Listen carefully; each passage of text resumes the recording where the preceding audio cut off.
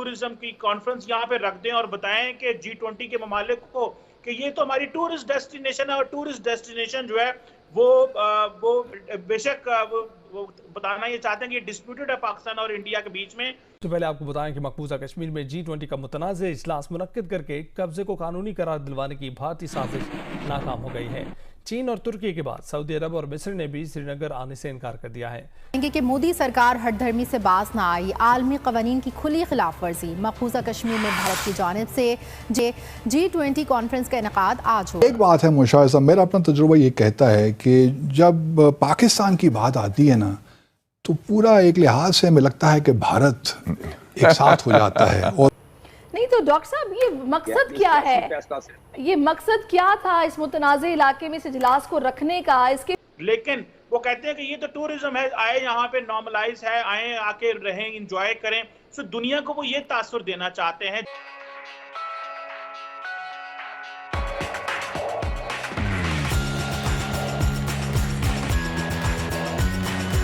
G20 के जरिए 20 ममालिकों, मैं ये समझता हूँ कि प्रॉब्लम ये है कि जो G20 में एटलीस्ट जो मुस्लिम ममालिक थे, जिसमें जो टर्की है, इंडोनेशिया है, सऊदी अरेबिया है, बिल्कुल इनको तो कम से कम बोलना चाहिए था। और मैं चाइना तो बोला, और चाइना तो फिर वो देखे ना, दोस्ती का हक अदा कर दिया। हम बड़ा क्रिटिसाइज भी करते हैं बहुत सारी चीजों पे चाइनीज को, बट द क्वेश्चन इज कि चाइना ने हक अदा कर दिया। मुझे नहीं समझ के पाकिस्तान की फॉरेन पॉलिसी क्या है, और हम क्यों मुस्लिम दुनिया को अपना मौक़िफ़ नहीं दे सके, या क्यों उनको नहीं बता सके जिनको हम 75 साल से बता रहे हैं कि कश्मीर की क्या अहमियत, और उनको पता है।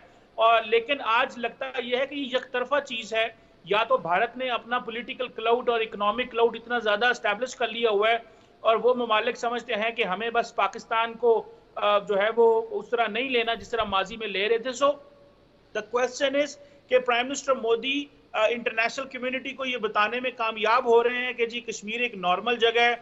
चाइना इस पे सवाल उठा रहा है, यूएन इस पे बात कर रहा है, लेकिन पाकिस्तान खामोश है। मैं तो समझता हूँ चाइनीज फॉरेन ऑफिस की ज्यादा बड़ी आवाज है as compare to Pakistan foreign minister के। पाकिस्तानी फॉरेन मिनिस्टर जब गए हैं इंडिया में, तो उनको खुल के इसके ऊपर बात करनी चाहिए थी, बड़े लेवल पे बात करनी चाहिए थी, शोर डालना चाहिए था।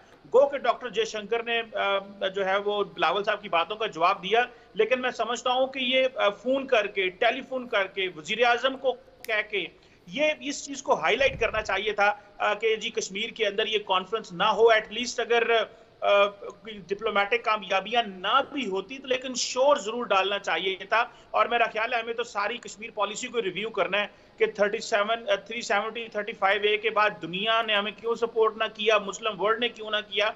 और अभी इस हद तक बात पहुंच गई है कि सारे अरब ममालिक आके कश्मीर में इन्वेस्टमेंट कर रहे हैं। इस वक्त यूएई भी आ रहा है, सऊदी अरब भी आ रहा है, और जो मुस्लिम ममालिक हैं वो भी, और जो ममालिक हैं वो कश्मीर के अंदर इन्वेस्टमेंट कर रहे हैं। तो ये तब्दीली हमें अवाम को भी बतानी चाहिए कि ये किस तरह की तब्दीली है। लेकिन शायद अब जब हम ये अपने घर में सियासी मसाइल से निकलेंगे तो शायद हम अपने कश्मीरी भाइयों के दर्द को भी महसूस कर पाएंगे, और हम उनके लिए बात भी बुलंद कर पाएंगे, और अपने लोगों को भी अवेयर कर पाएंगे कि अब कश्मीर की दुनिया के इंटरनेशनल पॉलिटिक्स कर रहे हैं खान के लिए। बिल्कुल, तो ये पाकिस्तान के लिए लॉबिंग कर रहे होते और ये कश्मीर पे बात हो रही होती। ये तो तहलका मचा था पूरी दुनिया में। लेकिन क्वेश्चन ये है कि पाकिस्तानी फौज के ऊपर और पाकिस्तानी रियासत के ऊपर क्रिटिसिज्म करने के लिए आपको 60-65 अमेरिकी कांग्रेसमैन मिल जाएंगे, लेकिन पाकिस्तानी रियासत के लिए और उसके कोर इंटरेस्ट के लिए शायद आपको पाकिस्तानी तो ये तो अगर इंडियंस भी कर सकते थे, ये तो कोई और भी कर सकता था। ये इस तरह की चीजें तो होती रहती हैं। और देखें, दो चीजें हैं जिसके ऊपर हम प्रेशर डाल सकते हैं बैनुल-अक़वामी दुनिया के ऊपर।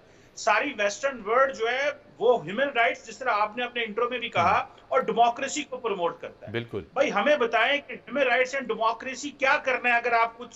अगर आपने अपने जाती इंटरेस्ट ही देखने हैं, अगर अमेरिका का जाती इंटरेस्ट कॉम्प्रोमाइज हो रहा है, और वो तो अब इंडिया को ये भी नहीं कह सकते कि आपकी जो रिलीजियस फ्रीडम है उसके ऊपर भी क्वेश्चन नहीं कर सकते, तो वो कश्मीर पे हमारे लिए क्या बात करेंगे। सो क्वेश्चन ये आ जाता है कि पाकिस्तान क्या कर सकता है। हमें सब कुछ करना है और हमें जारी बात है चीजों को मैनेज करना है। अभी मोदी साहब ने कहा कि मैं पाकिस्तान से नॉर्मल रिलेशन चाहता हूँ। अभी वो जापान गए हुए थे G7 की कॉन्फ्रेंस के लिए हिरोशिमा में। वो कहते जी हम नॉर्मल करना चाहते हैं। अमूमन वो आजकल बात नहीं करते पाकिस्तान के ऊपर, सवाल को इग्नोर कर देते हैं। लेकिन मैं समझता हूं कि इसका भी फायदा उठाना चाहिए और प्रेशर डालना चाहिए और जवाब आना चाहिए पाकिस्तान की तरफ से कि हाँ जी हम भी बात करना चाहते हैं, पर कब बात करेंगे। ये आप इंटरनेशनल मीडिया को दिखाने के लिए तो इस तरह की मीठी मीठी बातें कर लेते हैं, लेकिन जब हम आपके घर जाते हैं तो आप जो है वो अपने मेहमानों से उस तरह बात नहीं करते जिस तरह मेहमानों से की जानी चाहिए, और आप मीडिया को और अपने लोगों को लगा देते हैं कि बस इनको ब्लैक लिस्ट कर दो, ये कर दो, वो कर दो, और ये टेररिस्ट हैं और फलान ढमकान। सो मुझे लगता ये है कि ये पाकिस्तान की कौम, लोग जितने भी हैं, हमें अपनी डायरेक्शन ठीक करनी चाहिए, दोबारा उस रास्ते पे की तरफ चलना है जहां पे हमारी रियासत मजबूत हो। यहाँ पे हमने एक दूसरे को नीचा नहीं करना, ये नहीं करना कि ये पार्टी ऊपर आए वो पार्टी नीचे जाए, एस्टैब्लिशमेंट इधर हो। ये पाकिस्तान का बहुत ये डिस्ट्रैक्शन है। हम पिछले 1-1.5 साल से हमारे मुल्क के अंदर बहुत शदीद किस्म की डिस्ट्रैक्शन है। वो हुकूमत की नैरेटिव को बाय एंड लार्ज सपोर्ट करते हैं। मीडिया में भी देख लीजिए, सिविल सोसाइटी भी का यही हाल है। आप ये देखें कि उन्होंने प्रेफर किया कि हम वर्ल्ड कप का मैच हार जाएं ताकि पाकिस्तान को ना फायदा हो, और हमारे लोग दुआ कर रहे थे कि हिंदुस्तान जीत रहे। उन्होंने खुद जान के मैच हारा। इतनी उनका तासुब है और इतना उन दिल में नफरत कह लें कुछ सेक्शंस। तो ऐसे नेबर के साथ किस तरह ये सारे मामलात हो सकते हैं, किस तरह कॉमर्स हो सकती है जब तक के जो बुनियादी तनाज़ है जम्मू और कश्मीर का वो हल। इसलिए मैं कह रहा हूं कि मल्टीलैटरल एंगेजमेंट में जाएं, बायलैटरल का नहीं है जब तक, और इसको लिंक करें रिलीफ फॉर द कश्मीरीज। अगर कश्मीरियों का कत्लेआम हो रहा है और हम उनसे कह रहे हैं जी बड़ा अच्छा हो रहा है, दिस इज नॉट एक्सेप्टेबल। और ये जो है यूनिलैटरल लेवल पर जो कुछ अपीजमेंट की पॉलिसी थी, कुछ लोग सोचते थे कि हम करें। एक दफा तो ये भी tweet I, I was quite shocked कि जब तक ईस्ट वेस्ट कॉरिडोर नहीं होगा तो नॉर्थ साउथ कॉरिडोर नहीं होगा। आपको याद होगा? बिल्कुल, एब्सोल्युटली, ये भी कोई करने वाली बात है। आप देखेंगे ये भी ISPR की ट्वीट थी, और ये मतलब है कि ये जमीनी हकायक से कितना दूर है। वो तो आप उस वक्त होती है जब आपके मामूल के ताल्लुकात होते हैं। पीछे भारत की सोच क्या थी कि इस इलाके में करवाया जाए? ये तो हमें तो बड़े वाज़ेह है कि भारत चाहता था कि इंटरनेशनल एक इस पे मोहर लग जाए कि ये डिस्प्यूटेड इलाका नहीं, और जो वो कर रहा है वो सही कर रहा है। वो ये चाहता था कि इंटरनेशनल थोड़ी सी इसमें एक गैर सरकारी तौर पर ये तासुर मिल जाए कि भी देखिए सारे के सारे ममालिक आए तो इसका मतलब इसकी अहमियत इतनी नहीं है। असल प्रॉब्लम ये है कि हम जो हमारी लीगल डिप्लोमेसी है उसमें हम इतने कारगर नहीं रहे हैं, उतने फाल नहीं रहे हैं। ये टोटल इंटरनेशनल लीगल डिप्लोमेसी का मामला है जो कि जिसको सपोर्ट किया जा सकता है ट्रेडिशनल डिप्लोमेसी से और पब्लिक डिप्लोमेसी से। ना वो कैसे, मैं आपको 30 सेकंड में बता देता हूँ।